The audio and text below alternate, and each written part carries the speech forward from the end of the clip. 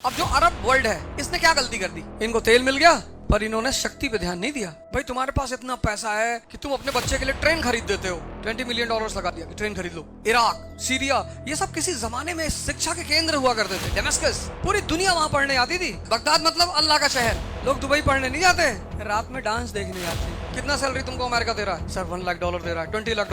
वो जो मर गए थे वो भी नीचे उतर आते। वो जो पुराने एडिसन मर गए थे वो सब भी नीचे उतर आते कि sir we are also here, we are waiting for you. और 1787 में यूएस क्या है? Slum area, 13 colonies. और ये अमेरिका वो 1945 में वर्ल्ड पावर है। जब भी कोई आईएएस टॉप करता है तो तुम उसको क्यों पकड़ना चाहते हो? कि कुछ बात हमें भी बता दो, कुछ फार्मूला हमें बता दो, कुछ रास्ता हमें बता दो कि हम भी तुम्हारी जगह पहुंच जाएं। तो अगर अमेरिका फोर्ड के लिए फेमस है तो जापान टोयोटा के लिए फेमस है। तुम किसकी नकल करते हो ये बहुत इंपॉर्टेंट है। इसलिए आमतौर पर यह सवाल किया जाता है कि भैया तुम्हारा आइडियल कौन है? लेकिन पाकिस्तान इस बात को नहीं समझ पाया।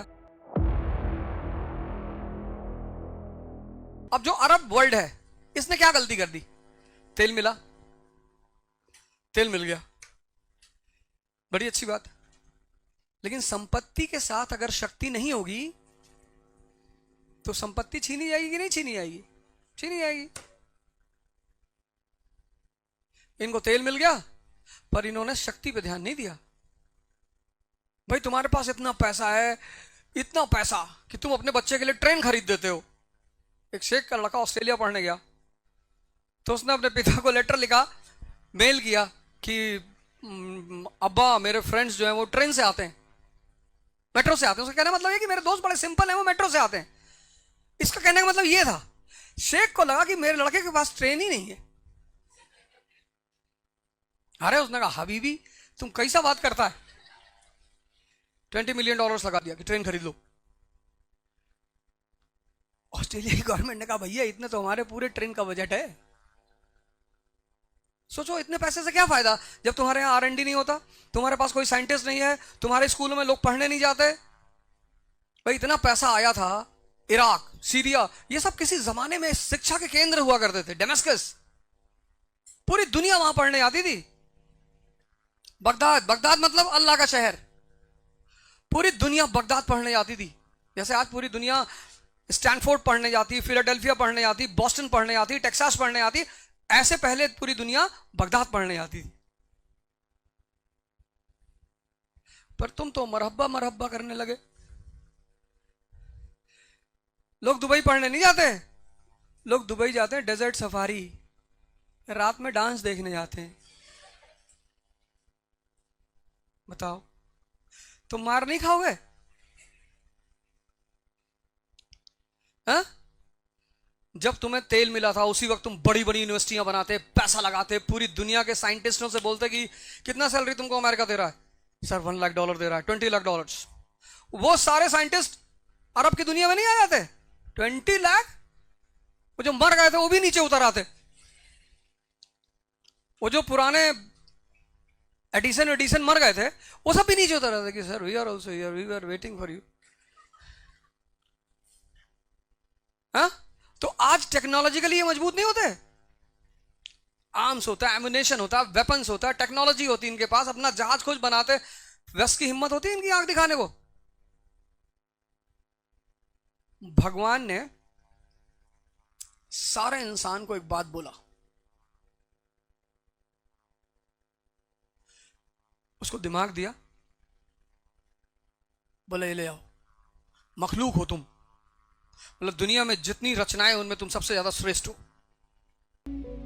और जाओ इसका इस्तेमाल करो। अब वो इसका इस्तेमाल कहां कर रहे हैं? कह रहे हैं इसको खाने से कंसंट्रेशन बढ़ता है। इंडियन साइंटिस्ट गोपीनाथ मिश्रा द्वारा रिसर्च किया गया है कि ये है भारतीय वैज्ञानिक, अजीब अजीब सा कॉन्सेप्ट लेके आए दुनिया में। कोरोना आया, बोले शराब पीने से कोरोना ठीक हो जाता है। नहीं, इस पे काम करो, इस पे। अब इस पे काम कैसे करोगे? पढ़ के। अब ये दूसरी बात आई, यहां इसको अगर डेवलप करना है तो फिर करना क्या है? पढ़ाई, स्टडिंग, जो कि तुम कर चुके हो। इस क्लास में ये तो ये पहली चीज हो गई, यहां से शुरुआत करेंगे। ये इसी को डेवलप करना है। इसको डेवलप करने का सबसे स्ट्रॉन्ग मीडियम है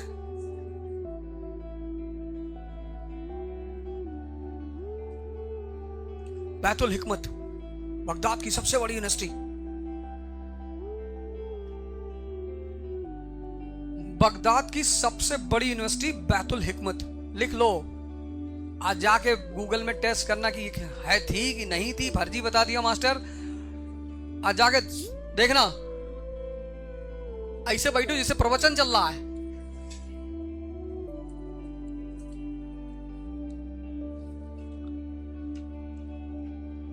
बैतुल हिकमत। कॉपी नहीं लाई, चलो कोई बात नहीं, सुन लो। फोन है, रिकॉर्ड कर लो, बाद में सुनना। लेकिन ऑडियो बुक्स पे ज्यादा प्रेफरेंस मत दिया करो। ऑडियो बुक्स जो होती हैं वो सुनने में तो बड़ा अच्छा लगता है, जो मजा किताब पढ़ने में है ना, उसमें मेहनत लगती है। तो ये पहला कॉन्सेप्ट, पहला खेल यहां से शुरू होगा। इसको डेवलप करना है। उसको डेवलप करने का सबसे स्ट्रांग मीडियम क्या है? ये। लेकिन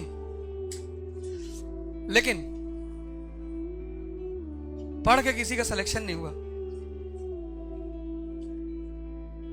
यही तुम्हारे कितने सारे लोग रहते होंगे जो 5-5, 6-6 साल से तैयारी कर रहे हैं, लेकिन तुम उनको लेकर आओ और मैं दिखा दूंगा उनकी प्रॉब्लम क्या है। सिर्फ पढ़ रहे हैं,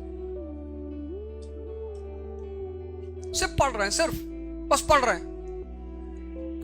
ये पैदा ही नहीं हो पा रहा है। ये पढ़े जा रहे हैं, पढ़े जा रहे हैं। 10 घंटा का शेड्यूल है, 12 घंटा कुर्सी बैठ जाते हैं, दिन भर किताब सामने रखते हैं, नोट्स बनाते रहते हैं, खूब मेहनत कर रहे हैं। मतलब अगर तुम उनको देखोगे तो तुम्हें दिखाई पड़ेगा कि खूब मेहनत कर रहे हैं, पर रिजल्ट नहीं आ रहा है। क्यों? क्योंकि ये डेवलप नहीं हो रहा है। अब तुमने देखा अमेरिका की history, United states of America की। 1787 में यूनाइटेड स्टेट्स ऑफ अमेरिका एक नेशन के रूप में पैदा हुआ, और 1787 में यूएस क्या है? स्लम एरिया, झोपड़पट्टी, 13 कॉलोनीज। और ये अमेरिका जो 1787 में 13 कॉलोनीज है सिर्फ, वो 1945 में वर्ल्ड पावर है। सेकेंड वर्ल्ड वॉर खत्म हुआ और America is a world power. पूरी दुनिया को वो डिक्टेट कर रहा है। जो पहला का सुपर पावर है ब्रिटेन, उसको वो डिक्टेट कर रहा है। भाई अमेरिका से पहले वर्ल्ड पावर कौन था? ब्रिटेन, ब्रिटेन और फ्रांस। अब ब्रिटेन और फ्रांस को रिप्लेस किया यूएस और यूएसएसआर ने, और यूएस डिक्टेट कर रहा है ब्रिटेन को कि अपनी फौजें हटा लो यहां से, वहां पे हम बैठेंगे। 1949 में वो एक ऑर्गेनाइजेशन बना रहा है, नाटो। जर्मनी, फ्रांस, जर्मनी नहीं था 49 में,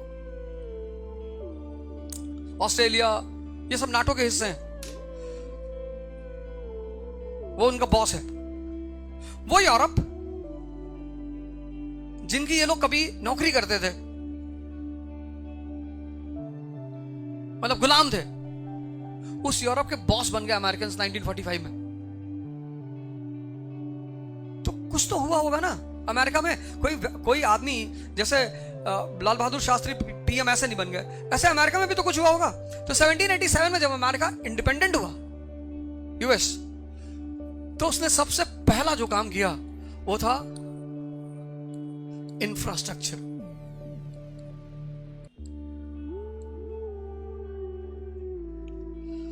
पहला ध्यान उसने देना शुरू किया इंफ्रास्ट्रक्चर में।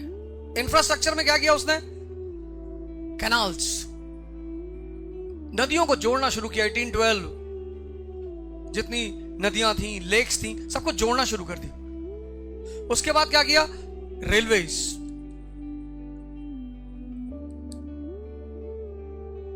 1850 पहुंचते पहुंचते अमेरिका में इन टोटलिटी 50,000 किलोमीटर की रेलवे लाइन।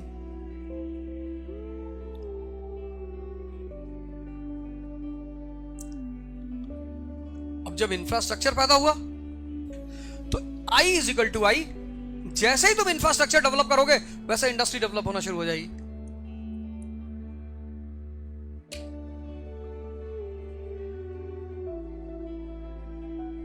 लेकिन अगर तुम अफ्रीका देखो, अफ्रीका, अब यहीं पे तुम अफ्रीका देखो, अफ्रीका के पास इंफ्रास्ट्रक्चर संभव है? नहीं है।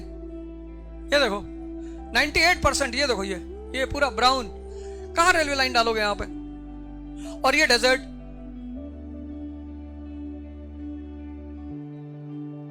ये फिजिकल मैप है अफ्रीका का। ये देखो पूरा, और इनकी इसकी जितनी रिवर्स है, ये रिवर्स, ये सब बड़े बड़े वाटरफॉल बनाती हैं। मतलब रिवर्स में नेविगेशन भी नहीं कर सकते, तो वाटर नेविगेशन नहीं हो सकता, रेलवे लाइन नहीं हो सकती, सड़क नहीं हो सकती। तो जब इंफ्रास्ट्रक्चर नहीं हो सकता तो इंडस्ट्री कहां से होगी? ये देखो, ना इंफ्रास्ट्रक्चर ना इंडस्ट्री। इसलिए पढ़ते हैं। अब ये अमेरिका की कहानी, यूएस की। अब जब एक आदमी एक मॉडल पे काम करता है और वो टॉप पे पहुंचता है तो वो दूसरे के लिए आइडियल बनता है कि नहीं? जब भी कोई आईएएस टॉप करता है तो तुम उसको क्यों पकड़ना चाहते हो कि कुछ बात हमें भी बता दो, कुछ फॉर्मूला हमें भी बता दो, कुछ रास्ता हमें बता दो कि हम भी तुम्हारी जगह पहुंच जाएं। अब ये अमेरिका किसके लिए आइडियल बन गया?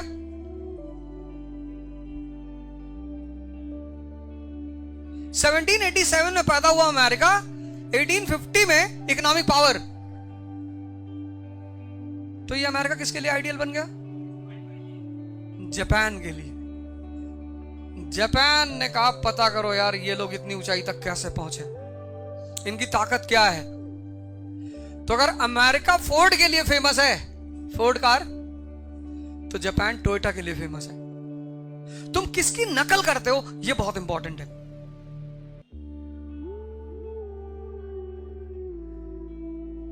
इसलिए आमतौर पे ये सवाल किया जाता है कि भैया तुम्हारा आइडियल कौन है?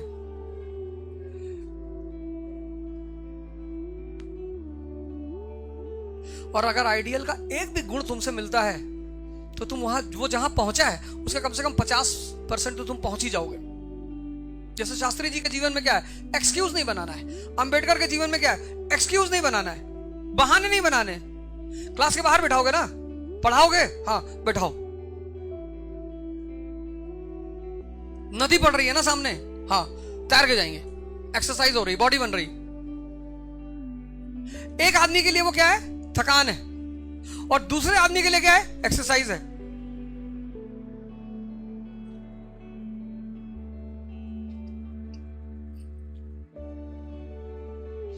लेकिन पाकिस्तान इस बात को नहीं समझ पाया।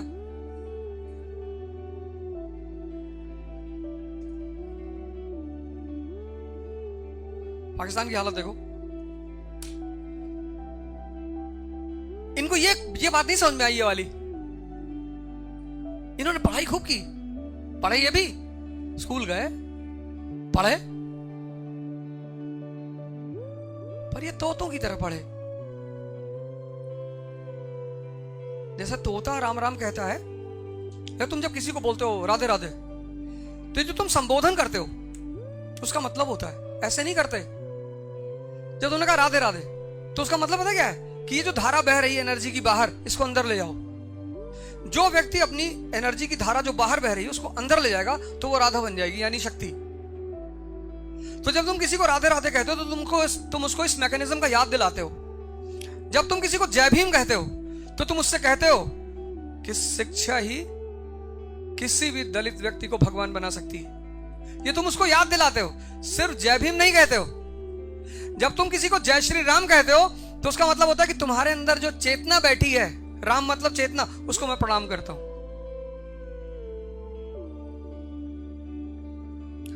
संबोधन खाली ऐसे नहीं होते,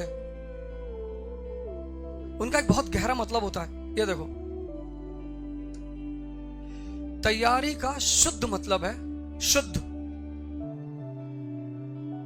पढ़ना नहीं, क्या? समझ का विकास। लेकिन समझ का विकास कैसे होगा? पढ़ के।